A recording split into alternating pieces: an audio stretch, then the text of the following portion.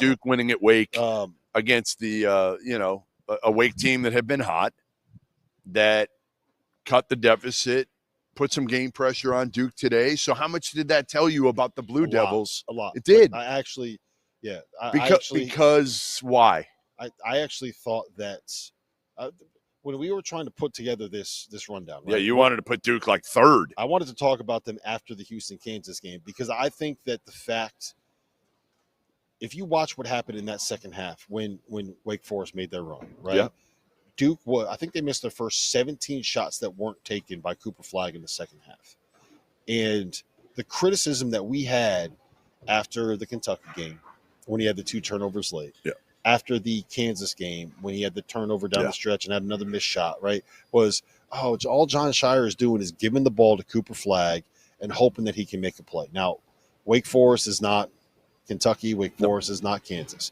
Wake Forest might actually be as good defensively as Kentucky and Kansas. It might even be better than them. I would make the argument that they're better than them. They've been the second best defensive team in the ACC behind the Duke Blue Devils. And Cooper took over late. He had 24-7 and 6. He made all the big plays down the stretch. He had that drive and that dunk in traffic. There was an assist that he had where he got into the lane and kicked it out to Mason Gillis in the corner, banged home a 3. Yep. I thought Cooper Flagg went into complete takeover mode down the stretch on the road against a team that was in second place in the ACC, that is terrific defensively, and absolutely won them that game in a game where Duke that was the game Duke loses.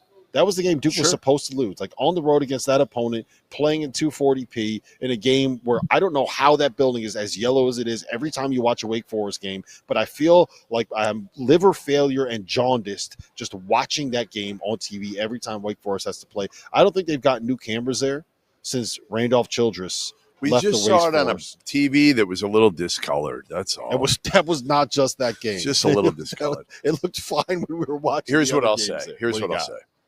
If I have the option to take any one player to start my team with this season, it's Cooper Flagg.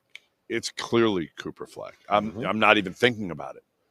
Because again, you can put him in so many different spots, Rob.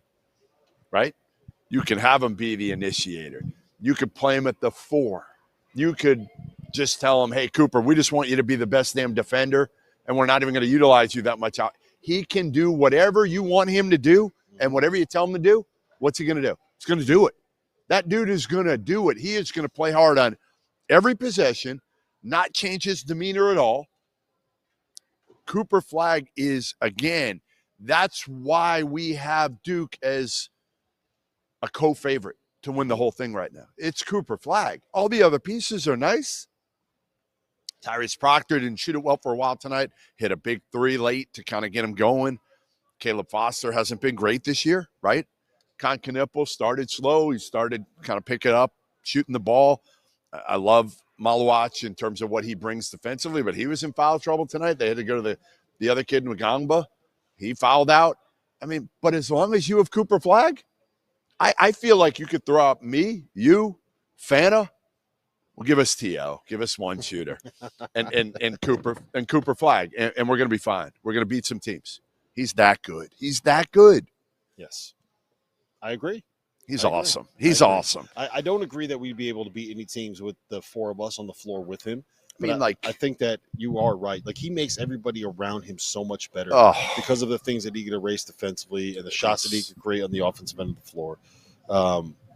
I think, honestly, I think my biggest takeaway outside of what we saw in this game tonight, I think my biggest takeaway from today was, I think that was the moment for Duke for me. Because look, you're up by 13 on the road and you give it all away. Wake Forest was up by 7 in the second half. That was the game that Duke loses, right? That was the one where they go on the road and they shit the bed in conference play. And Cooper Flagg said, that's not how this is going to go. That's not how this story is going to go. Are you worried at all that they're playing in a league right now that looks a little bit like what Gonzaga – now, Gonzaga got to 2 title games, so they could do it. But you know where I'm going with this. Are you concerned at all that the ACC is not the ACC of old and that Duke isn't going to be tested consistently? Or, would you rather Duke or would you rather be Auburn having to play in the SEC and play really good teams every night? What would you rather be? I'd like to have the happy medium. Yeah, I know, but you can't. But you can't. Probably be Duke. You'd rather have that? I think it'd probably be Duke because you're fresh and you can like tinker with things, and I don't. Yeah, like the biggest. But you get a false sense of how good you are too. So, well, one, like I do think that someone like Gonzaga, for example, right, has been to 2 national title games since 2017. 2 of the last 8 national title games. They've been to the last 9 Sweet 16s. They play in a much worse league than anything the ACC has ever been. And they've never had a problem when it gets to March. So I don't know if that's necessarily an issue. 2, I do think that the ACC is good enough, especially when you go on the road, where I think the concern would be you end up falling into bad habits because you don't have to be perfect to win games. And I don't think that on the road in the ACC is that. And I think that tonight was a perfect example. You know why I'm not worried? I'm going to answer my own question. Because they have Cooper Flagg, and he plays hard every night. You know what I mean? Yeah. So I guess I just feel like he sets the tone for that team. They're all business. You watch them. Does Tyrese Proctor ever smile?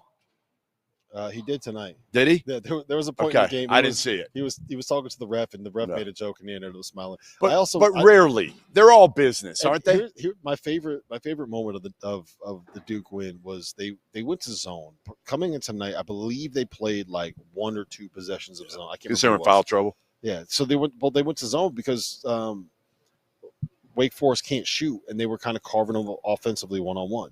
And so they go to zone, and it worked for a couple of possessions. And afterwards, John Shire was trying to like make it seem like it was something that they had worked on. He was like, "Yeah, you know, we've kind of practiced it, but it's nice to have it in your back pocket." But like, I threw it on, and nobody knew what they were doing. And Cooper Flagg was sitting next to him and was like, "Cooper, did you have any idea what you were doing in that zone?" And he just goes, "None." So they just figured it out. But I've said this before, and I'll say it again. If we end up with a Duke-Auburn rematch in the national title game, I'll take it. I'll take that all the way. Yeah, me too. Listen, to me, I've been covering this sport a long time, and I'll safely say Cooper Flagg is one of the top 10 overall players that I've seen come through college basketball. I don't know what he's going to be at the next level, but you can't find too many weaknesses. And again, for a freshman who just turned 18, his basketball IQ is ridiculous.